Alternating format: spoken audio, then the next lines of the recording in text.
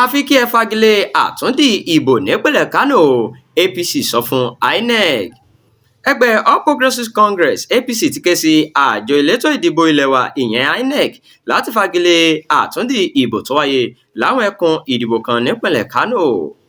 Akọ̀wé ìpolongo ẹgbẹ́ náà lórílẹ̀‐èdè yìí Felix Morka sọ nínú àtẹ̀jáde kan pé ìdìbò náà kún fún rògbòdìyàn táwọn jàǹdùkú sì da àwọn ibùdó ìdìbò kọ̀ọ̀kan rú. Felix ṣàlàyé pé púpọ̀ àwọn olùdìbò ni wọ́n lé kúrò níbùdó ìdìbò, bẹ́ẹ̀ ni apá àwọn agbófinró kò ká wàhálà táwọn tọ́ọ̀gì ọ̀hún dá sílẹ̀. Gẹ́gẹ́ bó ṣe wí, kò sí bí ẹnikẹ́ni ṣe lè sọ pé ìdìbò náà lọ ní ìrọwọ́rọsẹ̀ níbàámu pẹ̀lú òfin tó ń darí ètò ìdìbò lórílẹ̀‐èdè yìí.